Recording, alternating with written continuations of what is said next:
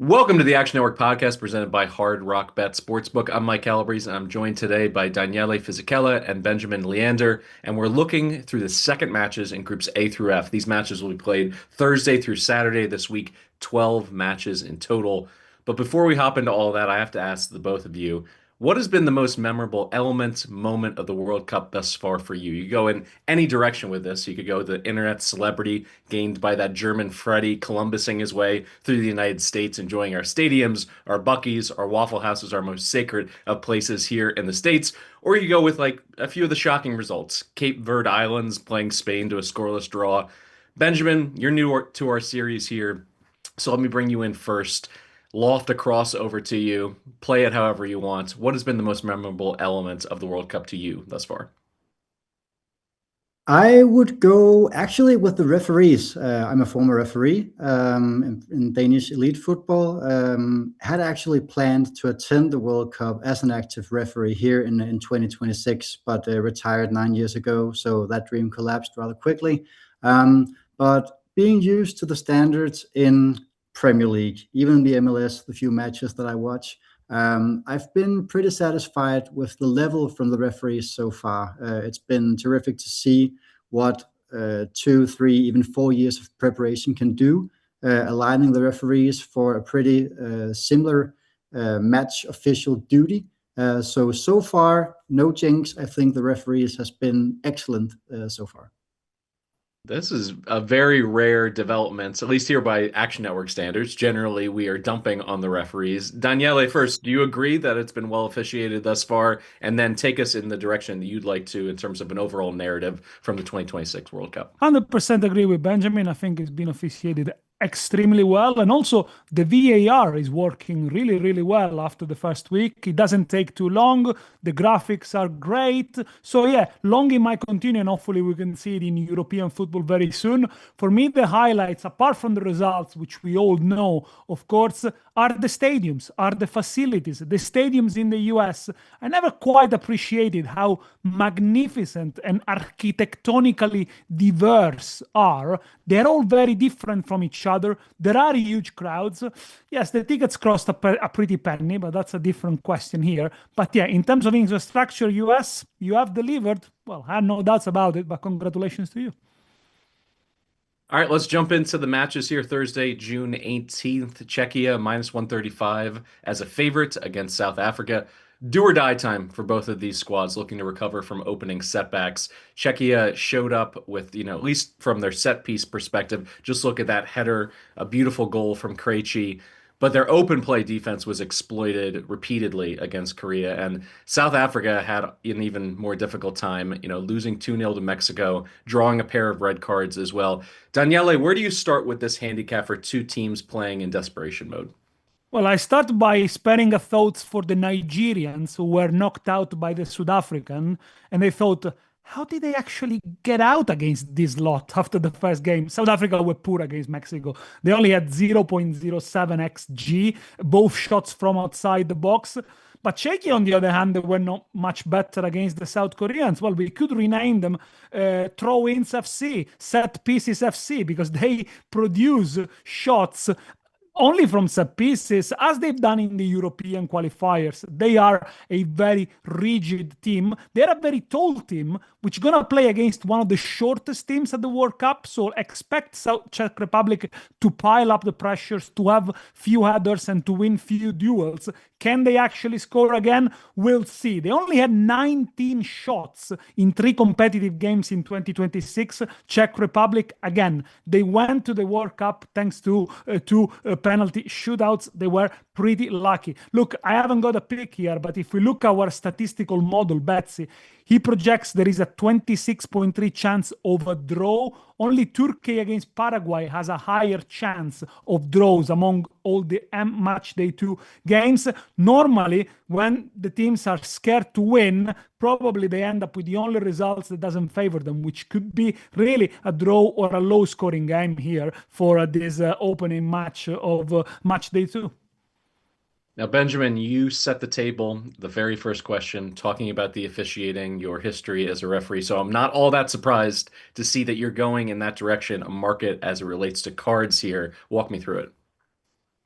Yeah, firstly, I have to say that I'm sitting here pretty traumatized about Denmark being knocked out to this Czech team. The Czech Republic had a 23% possession against Denmark, scored from a set piece, magnificent strike from Sulk.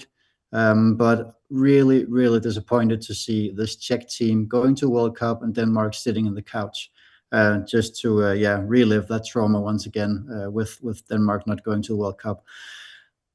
FIFA has made a very, very interesting assignment for this game, making a world history premiere on a pure female referee team with head referee and assistants. Tori Penso from the States, probably recognized by several MLS fans, I guess, is the head referee of this match. I think it's an unsensitive appointment from FIFA. This is a high risk match. You said it. It's do or die for these teams, and there might be a thing going about. It's more being avoid rather than achieve. But the loser of this match will probably be going home, especially if Mexico and Korea are drawing in the other match. So I think this will be tense. We look into two teams who played rather fast-paced matches in round one, South Africa against Mexico, but definitely also the Czech Republic against Korea. So I think this will be end-to-end stuff between South Africa and the Czechs. I see lots of counterattacks. I see them stopped. I see unsporting behavior. I see time wasting from the team that is in the lead. And then Penso, on the other hand, I mean, a capable MLS referee, but in terms of leading the game, being the leader in charge, her only tool in the box is to show a card. I've seen some highlights from her national team games in the CONCACAF Nations League and in the World Cup qualifiers. Cards all over, even easy matches being won by 7 goals. Bermuda against Curacao, she had 5 bookings in that match. And I just see here that she's going to really have a tough time managing this game. We will have one team that will probably be going home. The Czechs will have a tough time living with a draw. That will mean they are obliged to beat Mexico in the last game to obtain these 4 points. That would give them a chance for advance. So I really think the best bet here would be cards, and lots of them. We see over 3.5 bookings priced at around -152, and maybe even better, over 4.5 card priced at +140. Next up, Switzerland against Bosnia, the Swiss -185 as a favorite. Let's start with this. What the hell was that, Swiss? Switzerland looked completely flat against a highly limited Qatar side, failing to convert enough chances to justify their heavy status heading into that match. Bosnia, by the way, a 1-1 draw against the Canadians. Totally different narrative. Happy to get the draw in that spot, having a lead at one point. Benjamin, let me ask you this. Have your expectations changed for the Bosnians coming off of that, or do you think this parade of draws will just continue? Yeah, 6 games in a row drawing, and they will obviously come out for the draw against Switzerland, meaning that they will have the last game against Qatar, despite their surprising point against Switzerland, will be the easiest game on paper for the Bosnian team, also priced at rather big favorite against this Qatar team, round -167 before the third round kicks off. I mean, the Bosnians, I had rather low expectations for this team pre-tournament. Remember that for the European 24 qualification for the European Championships, they lost 5 out of 6 games against Slovakia, Iceland, and Luxembourg. I mean, that's teams from a European standard is not that much better than teams like Curacao and even Qatar. Playing some experienced guys in Seko and Kolasinac, but I mean, still a team that I wouldn't rate among the maybe even 16 best teams in Europe. So no doubt that the Bosnians will come out defensively here and look for a rather valuable point. Daniele, when you look at this match, you're targeting the total. Any fear that Switzerland's going to finally put it together and explode on the offensive end? Or do you think in this regard, it was more of a preview of what's to come for them through the rest of the group stage? No, Mike, because I think for Switzerland, things are only going to get tougher. Not going to play anyone as weak as Qatar in this World Cup. Yes, they had 26 shots against Qatar. They underperformed the XG massively. They recorded 3.2 XG. But this is an all-European tie. They play another European nation. Therefore, I think it's going to be much, much tighter. By the way, there are only 4 all-European ties in these group stages. The first one is England-Croatia. And I think in all of them, we're going to see probably very low goals. Teams are much more structured defensively. And, Qatar, they did what they can, but really, defensively, the distances were not quite there.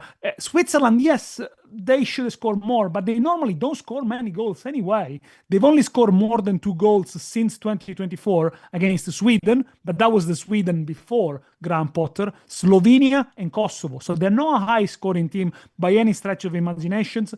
And as Benjamin remembered correctly, all the last 6 draws of Bosnia, they've all been under 2.5 goals. They are unbeaten in 9 games. If Bosnia wins this game, it's not going to be a goal fest because they are not a high-scoring side either. So I think Switzerland are rightly the favorites. By the way, the last team to beat Bosnia was Austria, 2-1 in November 2025. Again, not a high-scoring game there. So I think this is going to be an under 2.5 goals, which pays minus 133. It could be a narrow win for Switzerland. Maybe Switzerland wins 2-0, a 2-0, a 1-0, and 1-0 win. But yeah, I don't really see here to see plenty of goal action, to be fair. Through multiple episodes, we've talked about Qatar more than I anticipated, which brings us right to their next match against Canada. The Canadians minus 400 here. Even without Alphonso Davies, the Canadians still found a way to come from behind, draw even at 1-1. However, and this could just be my perspective on it, I think this price is a bit rich for the Canucks in this spot. And I know that, Benjamin, you're bringing a prop bet to the table, but could you just first address that in terms of playing aside in this one? Do you think minus 400 is properly priced, or do you think there's a bit of a overleaning in the market as it relates to the Canadian side? Fully agree on that point of view. We see a lot of giant favorites in this tournament so far that has struggled. Obviously, Spain against Cape Verde, but also a team like Belgium against Egypt. And Canada still is on the rise. They are not an established soccer nation when we're looking at a World Cup. They did good in 2022 in Qatar in a tough group. But I still think that the current prices on Canada are extremely low. Obviously also affected by the fact that they are the host nation. We see the host nations from time to time being priced rather low. So obviously very hard to look in the direction of the Canadians here. But also looking into the performance of Qatar against Switzerland, didn't merit the point they got, but they've dodged the bullet. They got a point, but obviously the market are also very negative towards Qatar in terms of strength at the Qatar team. In our previous series, we talked a bit about the home pitch advantage for the Americans, for the Mexicans, for the Canadians. Daniele, in this particular match, they're playing in Vancouver. Does that come into your handicap at all? I know that you don't have an official play on this match, but was that something that you considered one way or another? Absolutely, absolutely, because there is home advantage. This is a historic chance for Canada to win their first ever game at the World Cup in 8 attempts. So they're not going to get it any easier than that, really. And they should take advantage of this. Yes, Qatar were resolute in the end. They snatched a point, but if it wasn't for the goalkeeper and for Switzerland missing a lot of chances, they should have lost by 3 or 4 goals. Now, Canada have got a great incentive of finishing top of the group, because if they do finish top of the group, they'll play the round of 32 at home in Vancouver and potentially also the round of 16. Finish second and third, and they are all around North America, Mexico, US. Basically, they lose their home advantage. And Canada are at good side. They are unbeaten in 9 games. They also have a little bit of depth, really, because Larin and Promise David, when they came on, they did well. So I think here Jesse Marsh has got a really, really good chance. Qatar are going to sit back, are going to defend. Against Switzerland, they allowed an average of 34.7 passes per defensive action. So basically, they were not pressing at all. Only Curacao allowed more, but that's only Cape Verde against Spain, but that's understandable. So I think they're going to do exactly the same. So Canada going to try to win the ball up high and pile on pressure. But again, probably a low-scoring game as well. Don't expect fireworks because Canada will be more than happy to win 1-0 and get those historic 3 points on the board. Benjamin, you're bringing a corners prop to the table here between Canada and Qatar. And when you look at it, it being priced at even money, is that something that, from a price perspective, drew you there first? Or in terms of the overall narrative of the match, you always anticipated that Canada was going to get a lot of opportunities on those set pieces? Definitely the last option. Canada has had whopping 45 corners in 5 matches played in 2026, even against better opposition in Uzbekistan, Iceland, Tunisia, Ireland, and Bosnia. I expect to see a very similar match picture from looking against the Qatar game versus Switzerland. Qatar only 25% possession in the first half, somehow managed to get 3 corners against Switzerland's only 4. Canada, on the other page, were dominant against Bosnia. I know they trailed after 20 minutes, which obviously contributed to both possession and corners, but they had 9 against Bosnia in the first half, 0 in the second half, curiously. But I think that the Qatar will look for the single point here, will stay down, even obviously at 0-0, but maybe even at a Canada leading 1-0. I don't think we'll see them go that much forward. So Canada to have another corner blast, just like in the last 5 games, covering this over 7.5 total, should be done very easy. Let's turn to another host nation, Mexico, at even money to beat the South Koreans in Guadalajara. From an altitude standpoint, it's still significant, but it is about a 2,000-foot drop from Estadio Azteca to the pitch here in Guadalajara. So just something to consider. The Mexicans looked the part of a host nation who had aspirations of making a deep run in this tournament. They win 2-0 in their opener. Yet this is still priced as a coin flip, and I think that's a hat tip to the excellence shown by the Koreans, particularly in transition in their opener. So which side are you going with here, Daniele? Actually, I'm going for a slight surprise, and I'm going to go with South Korea double chance. So South Korea to avoid the defeat, and to boost the price, a goal range between 1 and 4. So not a 0-0, not an extremely high-scoring game, but if you finish, for example, 2-2, which I think is unlikely, the price is plus 140. Look, Mexico, we know they are strong at home. No defeats in the last 21 games played in Mexico. That stretches back to 2020, including the friendly. However, most of the games have been played in Mexico City. This one is in Zapopan. The last time they played here was in 2025, 1-1 against Ecuador. And even earlier, they beat 2-0 the US, but that was a friendly. Both were a friendly. So they're not used to play there. We're not saying that home advantage goes out of the way, but that's not the Azteca. And I think, technically speaking, on paper, I think South Korea are the most skilled side here in terms of passing, in terms of ball movement. They were impressive against the Czech Republic. They had 62% possession, completed 468 passes, 25 passes build up, leading to Wang Yinbom's goal. Song Heung-min missed a couple of goals, 0.65 XG for him, but still, I think is a threat. And Mexico, yes, they did well. They played well. The host, they only failed to score once in the last 9 games. But let's see how they fare against a team that plays the football from this century rather than South Africa. Because, I think it's all about the opposition, really. And I do think that although both will be very happy probably to avoid defeat, South Korea, I think here look the value. I think they got more experience. They got players who play all across Europe. So yeah, I'm going to go for South Korea to avoid defeat, double chance, goals range 1 to 4, plus 140. Before we turn the page to Friday, Benjamin, any thoughts on Daniele's play and perhaps why, you're sitting this one out?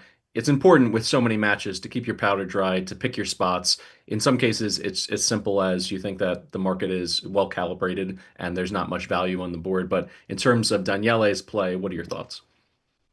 I like it. Also looking at actually the last 4 occasions that Mexico faced a team from the Asian Confederation, it ended in the draw in all 4 times. Rather different scorelines, 0-0 against Japan, 2-2 against South Korea about half a year ago. And then in 2023, they draw 2-2 against Australia and 3-3 against Uzbekistan.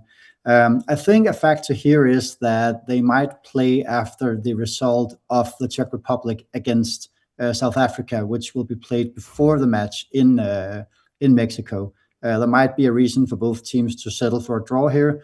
If there is a winner in the match between Czech Republic and the South Africans, it will also affect the way that either team will come out for this match. So I think we'll have to know the result of the Czechs against the South Africans before we can find any proper bet here. But if I have to pick a side, I completely agree that the Koreans is the way to look.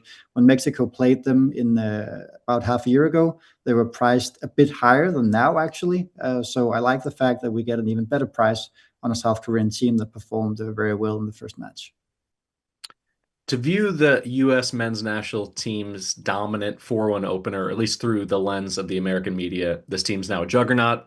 Anyone who didn't play them to win the World Cup has missed their chance. We're entering a golden era of U.S. footy, blah, blah, blah. But you could argue that the Aussies' dominance of Turkey was just as surprising. So what came as a bigger surprise to you, Benjamin, in the first match for both of these sides? From a European point of view, having followed Turkey over almost 2 decades, we all know that they are actually a bang or bust. It can be anything with Turkey. They are really a moody team, playing either fantastic or playing horribly. And it was the last option that we viewed against Australia, taking terrible offensive choices, in my opinion, 16 shots from outside the box, and just having 1.5 expected goals on 30 shots, averaging 0.05 per shot, almost half of what you expect from a normal shot on approximately 0.10 expected goals. I'm having a hard time figuring that Turkey can be so bad once again. At the same time, we also saw a Paraguay team proving that the home advantage in South America is huge. We see lots of these teams faring very well on home soil, but when they come to playing matches on away soil, times are getting much tougher. So I would say I was surprised with Australia that they did so well. I wasn't surprised that Paraguay wouldn't do very well, but obviously hats off to United States for playing a terrific first half. Must also say that everything they touched turned into gold in a very, very impressive first 45 minutes. Daniele, when we look at the Americans coming into this match played in Seattle, Washington, it's a limited sample size. And in short order, we've gone from kind of a national nervousness about the team, about the expectations, how all the pieces fit together, to now an overconfidence. So are you still buying on them? And if so, how are you attacking the market? I like the fact that they started the game when they're on the right foot from the off against Paraguay. They were favorites and they demonstrated it. I mean, in the first half, they were impressive. I like the fact that they play with a back four, which I think it suits them really well and also gives Pulisic, the best player, the opportunity to play in his natural position, wide on the left.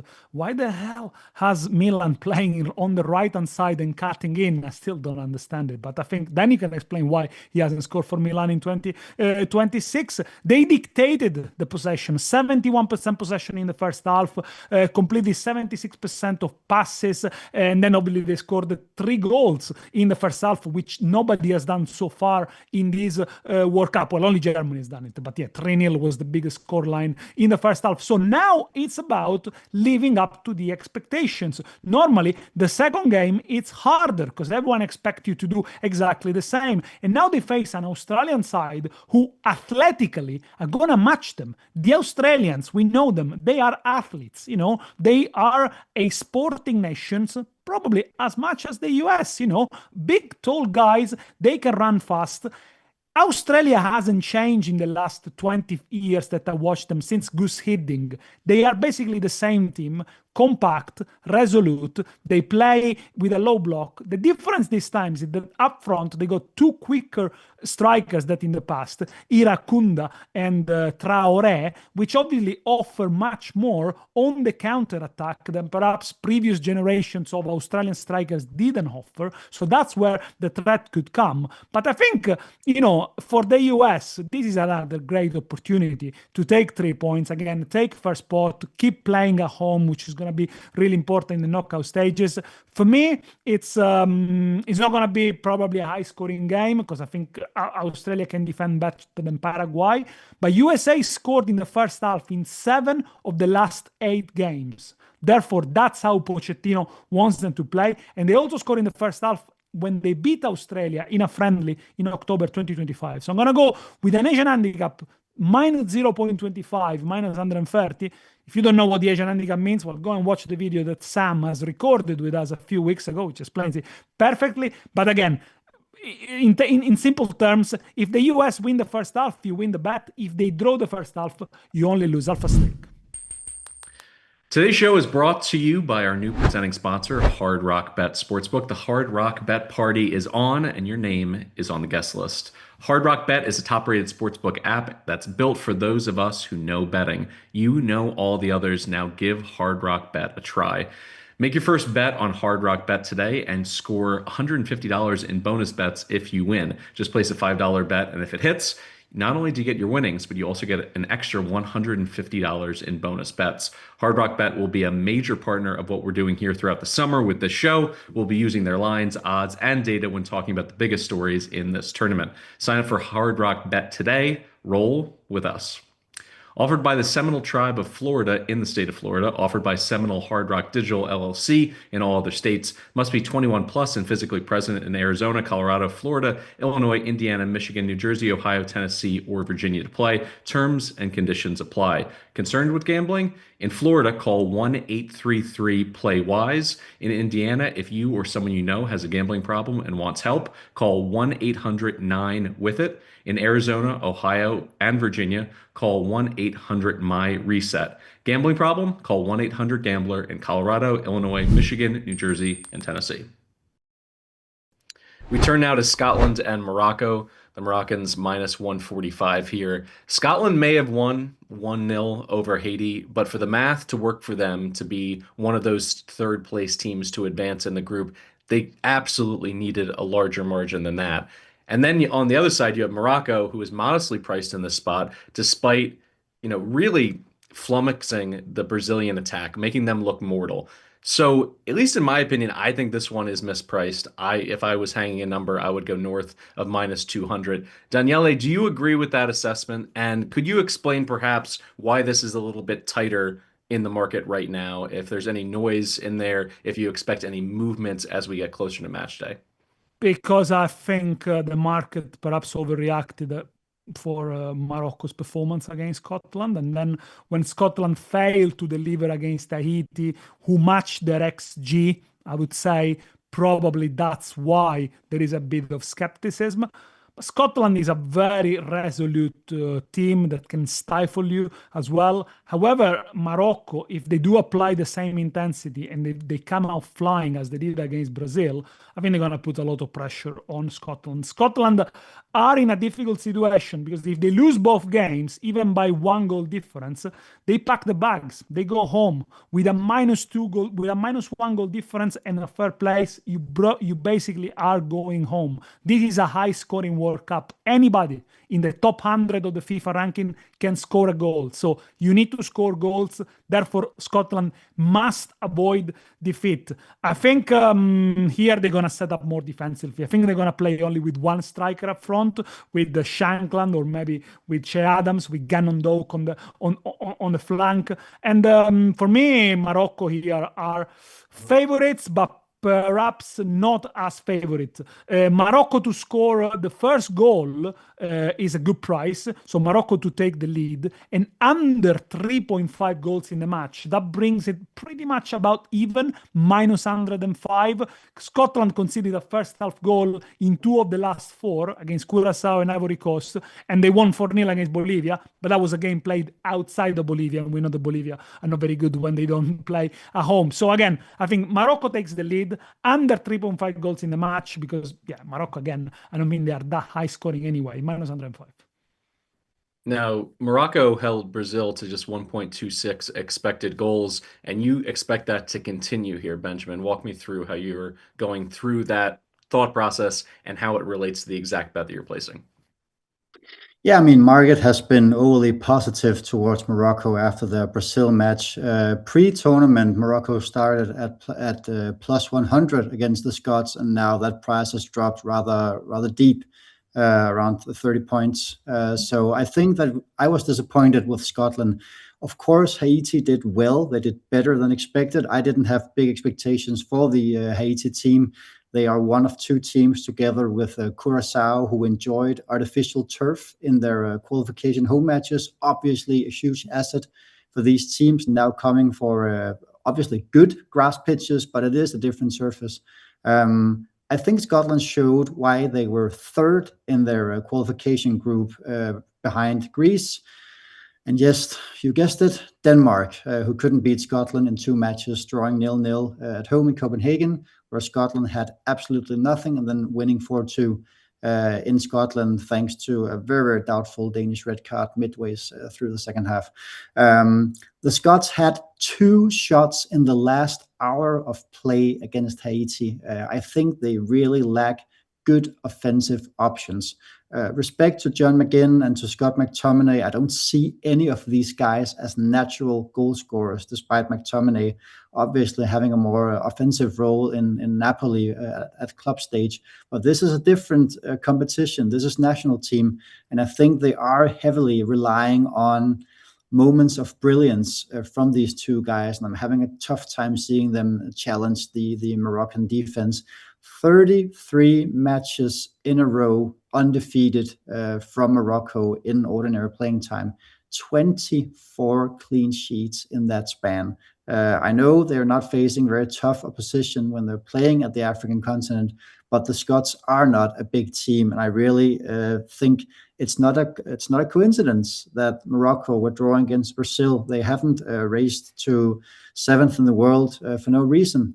So I really think that the best option here, Morocco will probably take a draw in terms of having Haiti in the last game. If they get up front 1-0, I think we'll see a stern defensive performance from the North Africans.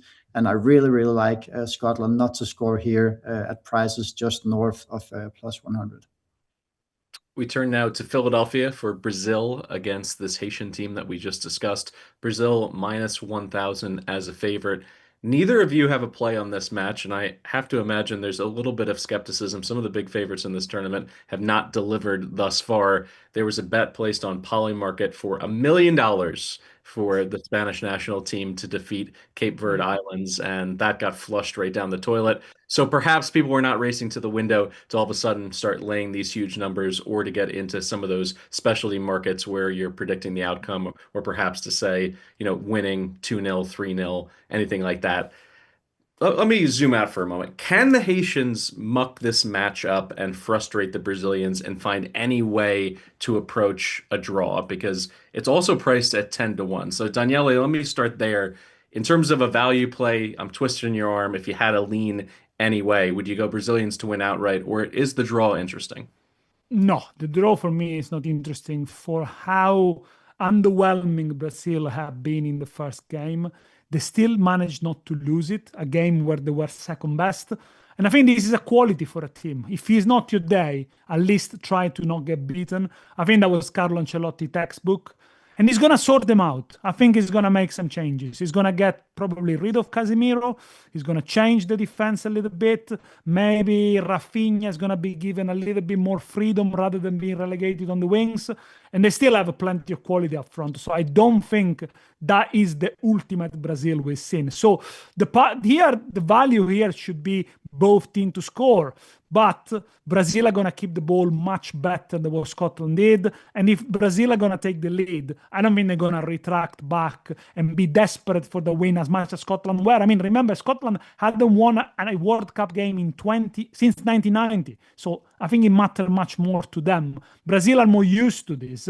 Haiti, yes, had 15 shots against Scotland, but only 2 were on target. Betsy, our model, project Haiti only to score 0.55 goals. I think is one you should stay away because there is no value. The both team to score, I think, is way too risky for me. Now, Benjamin, in American football, one thing that the coaching staffs, the players, they're always obsessed with film. They want to break down every single play. And one of the expressions is that your film's never as good or as bad as you think it's going to be. And when it comes to the Brazilians, yes, it was an underwhelming performance. And I agree with Daniele that they were second best against the Moroccans. Yet they still were able to battle through and to reach a draw. Do you think that is going to lend itself to them playing some of their most aggressive and best soccer early in this match? And if so, any value in a first half play on them? I share the opinion about the Brazilian team. We must remember that this Moroccan team was no way a walkover for Brazil. It was a group final already in match 1, and we just see many of these games play out in a draw. We saw it in the same. Siri seems to agree with me. Thank you, Siri. We saw it as well in Belgium against Egypt, a similar favorite role for Belgians. They did play an even worse match than the Brazil did against Morocco. I think what lacks under Carlo Ancelotti is a defensive core. They haven't impressed me at all, conceding in 6 matches in a row now, among these 2 against Panama, which should be at least same strength as the Haitians. It's hard to tell whether this will be dominance from minute 1. I remember Brazil being similar favorites in Russia in 2018 against a CONCACAF Costa Rican team, where Brazil scored in the first and third added minute in the second half, taking a narrow 2-0 win. It could be this time. I also wanted to look at the both to score option, but just like Daniele, I think it's too short, priced around plus 160. I would have hoped for maybe prices closer to plus 200 if I was to bet on a very entertaining match with both sides scoring goals here. But I think we'll see Brazil winning 3-1 here. They'll get the win they need. They'll get some goal difference to take with them for the group victory. And then it's just all about Scotland in match 3. Let's crisscross the country from Philadelphia to the Bay Area on the West Coast. Santa Clara, California, the host to Turkey against Paraguay. Another coin flip match. Both clubs reeling after multi-goal defeats in their openers. Turkey looked particularly toothless offensively, which we've discussed against Australia, but Paraguay's defense was shredded by the U.S. men's national team, making this a must-win for both. Benjamin, when you look at the boom or bust nature, your words talking about Turkey, what do you think happens in this match? And is there multiple markets and perhaps some specialty exotic markets as it relates to the officiating that you think are undervalued? Yeah, once again, we have this scenario where the do or die nations will play in Group A. They play first, and here they play second. Paraguay and Turkey will know the results of USA and Paraguay. If USA and Paraguay draws, then what will happen if Paraguay and Turkey draws? Then we have this crazy scenario that Turkey will beat the United States in the last match, and Paraguay will beat Australia. Not at all completely impossible for this to happen. Both Turkey and Paraguay will be the favorites in round 3, and then we will have all 4 teams on 4 points, which happened at the Euro 2024 group, where Romania, Ukraine, Belgium, and Slovakia all ended on 4 points after 3 matches. So again, I think this will have a theme with avoiding instead of achieving. I really like cards here again. We don't have the referee assignment yet, but it is two explosive nations. We saw Paraguay very ill-disciplined against USA, taking 5 bookings. We know Turkey, also a lot of tempers that can flare from Southern European mentality. And if we have a winner here with 10, 15 minutes to play, I think we can see frustrations taking over. So a red card being priced early market at plus 275 should be really interesting. Daniele, 2 teams, as we mentioned, in this do or die format, needing to really turn the screws on to try and break through and fix all the mistakes from their opening match. It's a tall task. It's a quick turnaround. Emotionally, it's difficult to get a feel for these 2 teams. But if you had to speculate as to which one can look past the opening issues on the gaff, who would you go with? But I would go for Turkey if they become a little bit more consistent, because as we mentioned before, they had 16 shots outside the box, they had almost 30 shots, but a very low XG. So they took a lot of chances from very, very difficult position. The talent is there. Arda Güler, Kenan Yildiz, Aktürkoğlu. They need to be more consistent, really. And yeah, take the chances or create better chances. But yeah, I agree with Benjamin. This is going to be nervy. In World Cup qualifiers, Turkey had 20 yellow cards, which is the 5th highest record in UEFA. Only committed 9.3%, 9.3 fouls per game. And if you look at Paraguay, they average 13.7 fouls per match during the CONMEBOL, which is 18 games, 2nd highest record. So that's a good sample already of how the team they play. They're going to be aggressive. Paraguay has to be aggressive. You cannot be less aggressive than what you've been against the US. So they need to step up. But yeah, if you need to pick a winner here, it could be a nervy Turkey win, perhaps. In the summer, sweating bets and cooling down with some water ice is good, but one way to make it great is with Action Pro. We're launching our summer sale to go along with brand new features for the World Cup. We now have moneyline, over/under, spread, and player prop projections like anytime goal scorers for Action Pro users all throughout the World Cup. Starting now, new users can get 3 months of Action Pro for the price of 2 months. Go to actionnetwork.com/pro now to get in on this offer so you can become the smartest bettor that you can be. Saturday, June 20th, let's start with the Netherlands minus 150 against Sweden. Sweden was absolutely electric with 5 goals against Tunisia, one of the most surprising offensive explosions of the openers, while the Netherlands dropped, to a 2-2 draw against Japan. I guess, are the Swedes more dangerous than their odds would suggest here? In this case, Daniele, you believe that both teams have an opportunity to see some success, at least from their attack. This is an interesting one because the option of both teams to score yes and no are priced exactly the same. And I think then when you look at it, you think, how come? Because there have been 4 goals in the Netherlands game and 6 goals in the Sweden game. So the combined total is 10. Well, Sweden scored with 3 shots from outside the box. Netherlands-Japan was 0-0 at halftime. So I think here there is some margin to go either way. I'm going to go both teams to score yes, by the way, which is minus 110. I like it because it's an all-European affair against 2 teams that normally are renowned for scoring. When you have on the pitch players like Isak, Gyökeres for the Swedes, and then, of course, Gakpo, Malen, still Memphis Depay, who can still give you 25 minutes of good quality, you could see goals. And because it's an all-European ties, if you look at the stats of these teams when they played other European nations in the qualifiers, Netherlands scored 3.4 goals per game. Sweden scored 1.3 but conceded 1.9 per games in the European qualifiers when they were dreadful, by the way. But now under Graham Potter, they have improved a lot. And also they are no longer that defensive unit that they used to be. With Graham Potter, they actually go and play football. But, when you look also at the both teams to score, 7 consecutive games for Sweden have been both teams to score, but Sweden have also conceded in 12 conceded matches. Only 1 clean sheet in the past 7 games for the Netherlands against Lithuania. So I think you can see that both teams have got vulnerability. For me, for Netherlands, the biggest problem is the manager and the substitutions, because as soon as he started making changes against Japan, they go worse and worse and worse. If he sticks to his guns and if he sticks to the 4-3-3, a bit like Dick Advocaat has done with Curacao, I think Netherlands are going to get much more joy. Both teams to score for me. Yes, minus 111.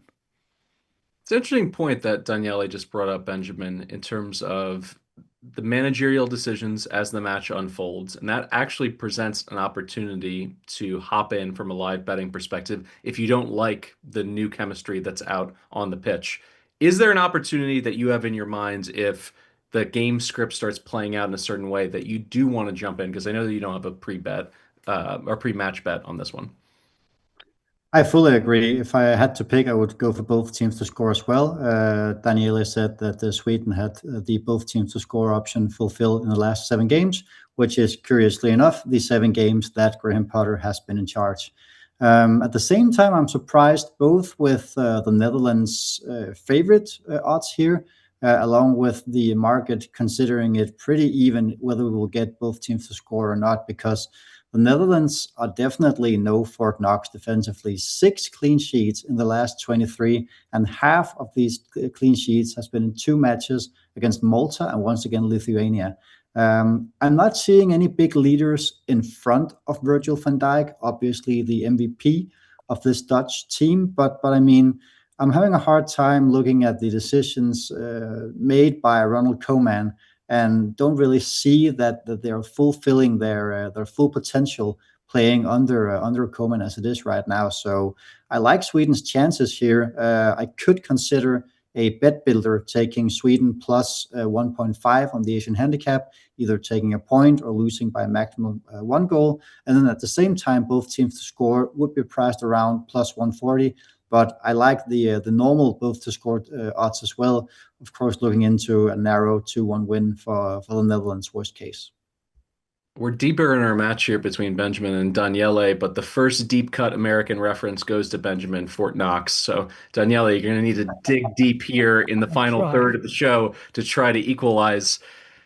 Speaking of the World Cup, it can be difficult for our American listeners involved to really understand the countries, the players, the markets. They may not be all that familiar with every single element. That can make finding the bets that they want to make difficult. Fortunately, the Playbook bot is the answer. In the Action Network app or over on Twitter X, just ask Playbook to build you a bet slip or send it a screenshot of a bet slip, and Playbook will give you a link that instantly builds that bet in the sportsbook app of your choice. You can comparison shop in real time. It's fantastic. Maybe you'll want to try it with some of the next bets that we have here on deck.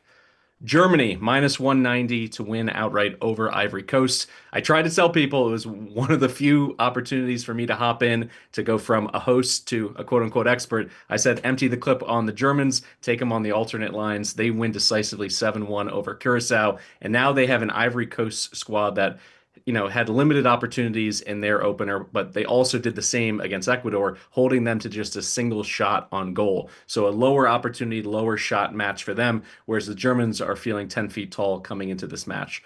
Both sides clearly have quality. So where do you start with this handicap, Benjamin? I think the Germans are part of a theme here in round 2 with underpriced favorites who won their first game. It's the same as Canada, Bosnia, and the US against Australia. We have matches where a draw would not hurt any of the teams. I was really positive about Ivory Coast after their Ecuador game. It was a match where Ecuador was the favorites pre-game, but it pretty quick turned out that the Ivory Coast was here to create chances against this definitely a Fort Knox defense from the Ecuadorians, conceding only 5 goals in 18 qualification games at the CONMEBOLs. So I like what I saw from the Ivory Coast team. It might sound a little weird, but I wasn't particularly impressed with the Germans. Obviously, putting in 7 will always be positive, but I think they were sloppy from a concentration point of view against this Curacao team. Not very good on the ball, of course, pouncing when they had to, scoring 7 goals, but in general, I don't have big expectations for this German team. I think a lot of the team is maybe over the top, lots of players coming in their start mid-30s, having won bigger trophies early in their career, now more doubtful what they'll come up with. And I think the draw here is priced heavily at around plus 300 in a match where Germany will keep the first place with a draw, and the Ivory Coast will obviously just look to get 1 point, securing 4 points, and then being able to battle Germany for the first place with a huge win over Curacao in game day 3. Yeah, it's interesting that you bring up Curaçao's overall quality, because that's going to not just impact this match, but also the next one that we're going to discuss. Really a nation known more for their Little League baseball team. I don't know how much this is shown internationally, but in Williamsport every August, the best Little Leaguers in the world come and play. And Curaçao has been a world champion and a runner-up multiple times in just the last 5 years. So something to consider when we start to discuss this, because with an expanded World Cup field, there's clearly teams that are not World Cup quality. They're here in name only. In a lot of cases, they're just excited to be here. Do you believe that the 7-1 outcome in Germany's opening match was more about them or about Curacao, in your opinion, Daniele? No, I think it was more about Germany, but he also revealed some of the vulnerabilities of the Germans. They conceded an equalizer against Curacao. Most of those players play in the Dutch league. So, I mean, we're still talking about professional players here that have been scouted and recruited almost all over the world, almost if it was a club. And Curacao, when they were on top, they had a couple of counterattacks with a better decision. It could have ended on the back of the net. Look, the problem with Curacao is that they are not good at both phases. They almost don't have the defensive phases. And I was a bit surprised from Advocat playing with 4 at the back, where he always played with 3 at the back, so a 5-3-2 basically in friendlies, and they've been much harder to beat. The 4-1 defeat against Scotland is deceptive. Actually, they've been very competitive in that game.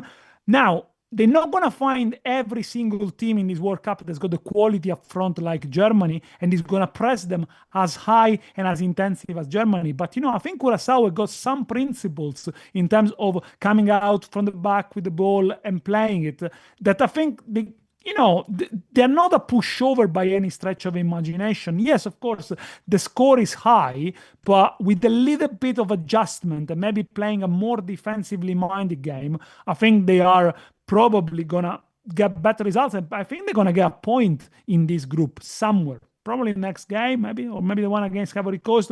Going back to Germany, I'm wondering whether against a better side like Ivory Coast, they're going to rein it in a little bit. They're going to try and sit back and don't overexpose themselves, because this Germany is still a work in progress team. It's a young team.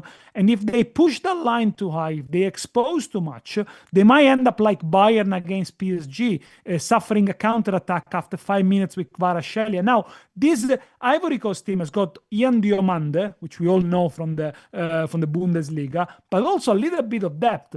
Eli Wahi, playing the Ligue 1, has played in the Champions League. Nicolas Pepe, Angie Oamboni, won the Scudetto with Inter.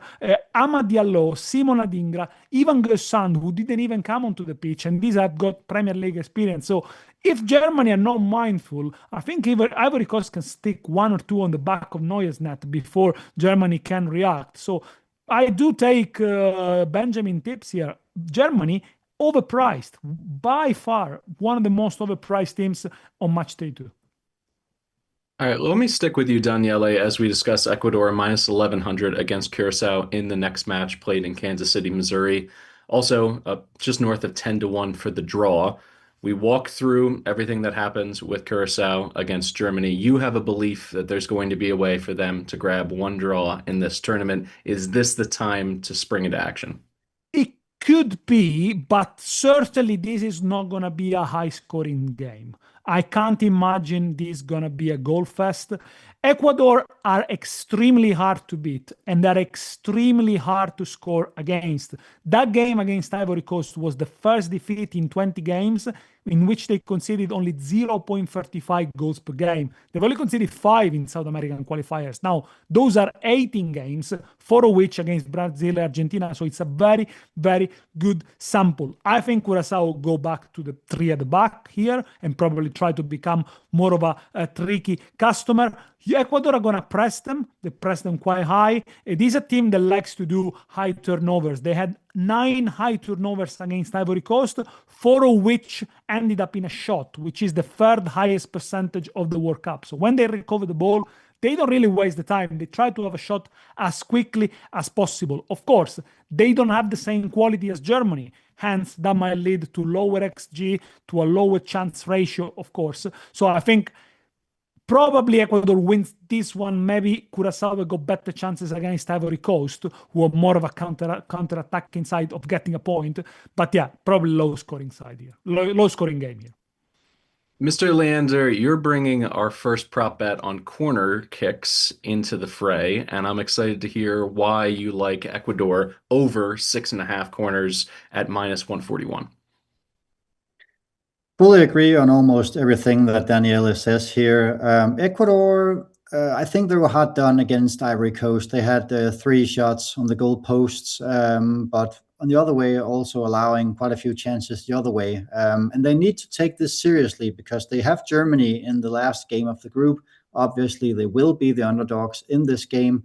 And projections are about that you could and should advance with 3 points and a goal difference of -1. Might sound a little surprising, but it is what the big simulations has revealed, that you could advance with 3 points and a goal score between -1 and -2. So Ecuador needs to win here, and they need to win by more than 1 goal. The problem is that Ecuador is having a hard time scoring against pretty much every team. They have an amazing defense, but under their national coach, Bekasesi, they always had a hard time creating matches and creating lots of chances. Only 2 times in his 21 matches at the steering wheel for Ecuador, they won by more than 2 goals, and that was against a lackluster Bolivian side who always struggle when they come down from mountains. They even played shorthanded for 70 minutes against Ecuador, winning 4-0, and then Ecuador won 3-0 against Guatemala in the build-up to this World Cup. Guatemala, who should be around the same level as the Curacao team. So I see something, a scoreline between 2-0 should be enough for Ecuador. 3-0 would be great in terms of they can allow themselves to lose by a couple of goals against Germany. But I like the fact that they have to chase goals from the start and not stop just at 1-0 or 2-0.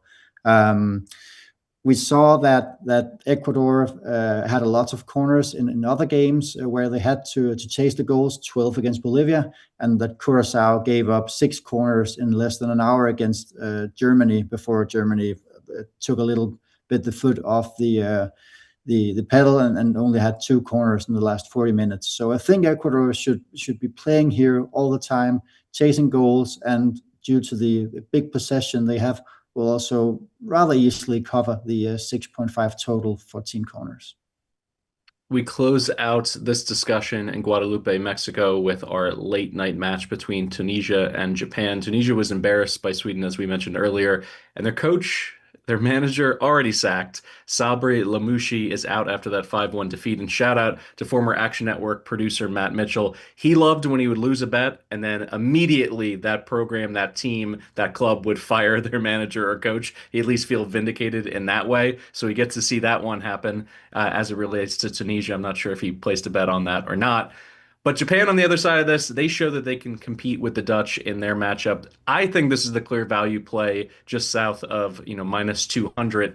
I'll go to you first, Daniele. Do you like a side here, or are you focusing on a total? No, I'm totally on an under 2.5 goals, -143. Not a huge price, but I think we're going to see a regression to the mean from both Tunisia and Japan.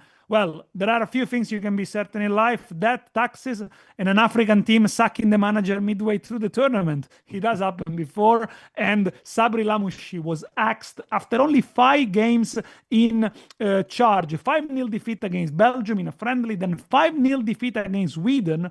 Perhaps they were a little bit unlucky. Sweden only had 1.33 XG, and so they called Hervé Renard, who was in charge of Saudi Arabia 4 years ago when they beat Argentina, of course. Now, I looked at when in previous World Cup teams have sacked the manager halfway through the tournament. Tunisia did it in 1998. South Korea and Saudi Arabia on the same tournament, they all managed to get a draw in the following game after sacking the manager. Now, there is something called the new manager bounce over the season. Let's see if it happens over the tournament. But I think that if Tunisia gets back to the best, and this is a team that regularly qualifies for major tournaments, when they are back to the best is when they can keep it tight, okay? So I think so with the new manager, what he's going to try to do is to get back to the basics, because he only got a couple of days really to work with his players. So he's not going to ask them to play attacking, expansive football, go there and win the game. Get a draw, get a 0-0, get a 1-1, somehow manage to stay alive until the last game of the group. And I think those two defeats, when they consider 5 goals, they are an anomaly, because the previous 5 games before those two defeats have all been under 2.5 goals. In November 2025, they drew 1-1 against Brazil. It was a friendly, but it was still Brazil. Now, Japan, this is an interesting one, because they are not normally favorites going into games, especially at the World Cup. They are normally the underdog. But now they are, after a 2-2 against the Dutch. In previous games, when they were priced at similar price, they beat Ghana 2-0 in a friendly. They beat South Korea 2-0 and draw 0-0 against Saudi Arabia. So you can see a pattern here. Under. And why? Because the Japanese are risk adverse. In football, in society, I would say, as a culture, they are risk adverse. And if you noticed, in the first half, they didn't overexpose themselves. And at the end of the game, when they were on top, they were holding a massive board to tell players how many minutes left on stoppage time. It's almost like the players need to know seconds by seconds how to behave, how to interact, to avoid taking risks. So again, I don't think Japan, although this is probably the best Japan we've ever seen in terms of players. They beat England, they beat Scotland, they beat Germany, but they are not a risky team. Therefore, I think this is an under 2.5 goals. Tunisia goes back to the mean. Japan, stay Japan, under 2.5 goals, minus 143. Benjamin, I know that you don't have an official play here, but at least in American sports, we talk ad nauseum about the body clock and about travel and about kickoff start times in basically every sport that we cover. And in this case, this is a 10 p.m. local time start. And the Japanese played at 4 p.m. local in their last match. Does that come into play at all? Or do you think that is something, given the schedules have been out for so long, that every single national team at least has factored that in terms of their preparation, and maybe that's an overblown element of a handicap? I think this is the biggest no-bet match for me maybe in the entire group stage, due to the fact that we don't know what will happen with the Tunisian team. Hervé Renard, the new national team coach, is very experienced from having previously managed Morocco, the Ivory Coast, Saudi Arabia, Zambia. And common for all these national team jobs has been that he is a very big under manager. However, the draw is no good for Tunisia. That would leave them with only a victory against Netherlands in a match where they are heavily underdogs. They have to win that match if they don't get more than 1 point against Japan. And on the other hand, Japan will be sit on 2 points after the 2 first games, and then up against Sweden in a match where, yes, a draw might be good for both teams. But at the same time, what will happen if it's 1-1 15 minutes before the end of the match? In terms of kickoff, I think football players on one side, they are accustomed to doing what they always do, but we see in the European leagues as well, we have very different kickoff times. Some matches kick off early in the afternoon, some matches in Spain kick off close to midnight. So I really don't think that this should be a problem at all with the teams having been in camp at North America and Mexico for several weeks. So hopefully and probably it won't have too much of an impact. We're going to close today's episode with our Hard Rock Bet Sportsbook favorite bet segments. I'm going to turn to you first, Benjamin, in terms of racing to the window. And this is what's interesting about seasoned soccer football bettors is that there's usually value in things not to happen, whereas some of the casual money that floods in during the World Cup, people want to see goals, people want to see player props where the market is yes. You're going in the opposite direction. Talk us through it.